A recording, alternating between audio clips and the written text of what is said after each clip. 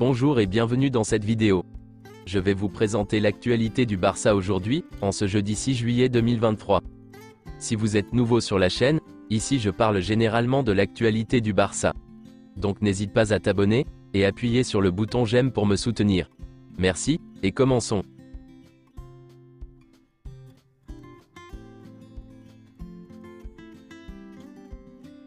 La semaine prochaine, l'UEFA communiquera officiellement sa décision de suspendre ou non le FC Barcelone, dans le cadre de l'affaire Negreira.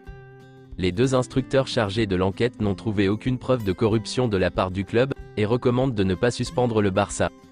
80% des socios du Barça soutiennent la gestion du club par Laporta. Quelques déclarations de Kun Agüero. Les trois meilleurs attaquants de l'histoire? Ronaldo Nazario, Thierry Henry, et Luis Suarez. Dans cet ordre-là. Les critiques que j'ai reçues pour avoir dit que Cristiano Ronaldo était un joueur normal? Je me fiche de ce que les gens me disent. J'étais avec Ibai, et j'ai dit ça pour plaisanter, parce qu'Ibai est un fan du Real Madrid. C'est pour cela que j'ai dit que c'était un joueur normal, pour plaisanter. Est-ce que je déteste le Real Madrid? C'est ce que pensent leurs fans. Je ne déteste pas le Real Madrid. Je suis fan du Barça et de l'Atlético de Madrid, mais cela ne veut pas dire que je déteste le Real Madrid. Léo Messi est le meilleur, mais après lui, Cristiano Ronaldo a été le meilleur joueur de ces dernières années. Il n'est pas facile de rivaliser au même niveau que Messi. Ils ont passé 10 à 11 ans à se partager le ballon d'or. Ils se battaient pour être numéro 1. Guardiola dit tu vas ici, tu restes là, il donne des instructions. Si vous n'êtes pas exactement là où il vous demande d'être, vous avez automatiquement perturbé l'équipe pour lui, en créant un désordre. Si le Barça disposait d'une marge de manœuvre plus importante dans sa masse salariale, il s'intéresserait à l'arrière droit monégasque, Van der Son, cet été. Cependant, le joueur a accepté d'attendre le club, en espérant qu'il puisse être recruté en 2024. Ferran Torres n'entre pas dans les plans de Xavi, mais le joueur ne veut pas quitter le club. L'agent de Kessié a déclaré au Barça que le joueur ne voulait pas partir. Kessié est convaincu que sa première saison a été une période d'adaptation, et que la saison prochaine il se battra pour une place. Seule une offre colossale de l'Arabie Saoudite pourrait changer la donne. Si Kessié venait à quitter le Barça cet été, le club ne veut pas le vendre en dessous de sa valeur. Selon Mundo Deportivo, outre Al Hilal, le club saoudien d'Al Nasser s'intéresse également à Franck Kessié.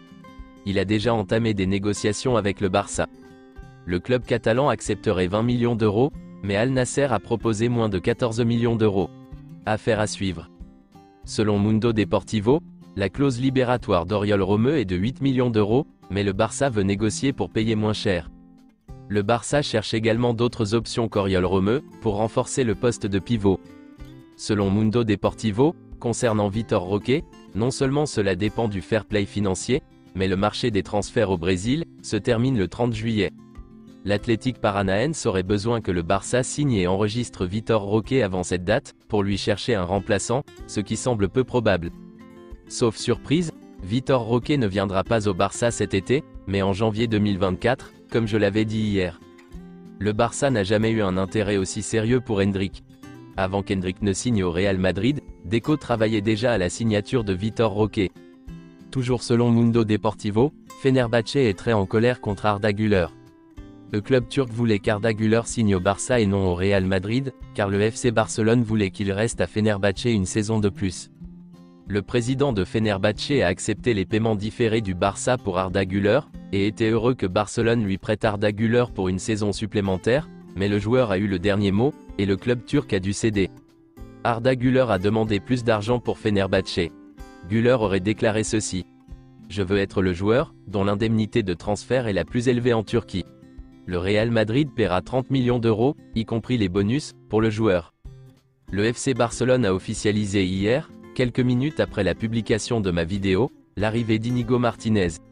Il rejoint donc le Barça gratuitement, et signe un contrat de 2 ans. Sa clause libératoire est de 400 millions d'euros. Inigo Martinez est le 8e joueur à rejoindre le FC Barcelona, en provenance de l'Athletic Club, et le 3e défenseur central à le faire après Jesus Garret et José Ramón Alexandco. Voici quelques déclarations d'Inigo Martinez. C'est un véritable privilège d'avoir Xavi comme entraîneur. J'arrive avec beaucoup d'enthousiasme, pour pouvoir apporter tout ce que j'ai. Signer pour ce grand club est énorme. Il a fallu de nombreuses années, pour que je puisse enfin faire le grand pas que tout joueur désire. Le Barça m'a fait confiance dès la première minute, et je veux lui rendre l'appareil sur le terrain en faisant mon travail. Nous aspirons à atteindre le sommet, et à gagner le plus de titres possible. J'ai vraiment hâte de commencer, d'être avec mes coéquipiers, et de rencontrer le staff. Nous verrons si tout se passe bien. Mon travail consistera à essayer de diriger la ligne défensive. J'ai beaucoup d'expérience, j'ai joué beaucoup de matchs. Je n'ai aucun doute, je suis convaincu que nous ferons du bon travail. Que pensez-vous de la signature d'Inigo Martinez? Donnez vos avis en commentaire. C'est tout pour aujourd'hui, et merci d'avoir suivi la vidéo. Mettez un j'aime si la vidéo vous a plu, et n'hésitez pas à vous abonner, pour ne pas manquer les prochaines vidéos. Merci et à bientôt.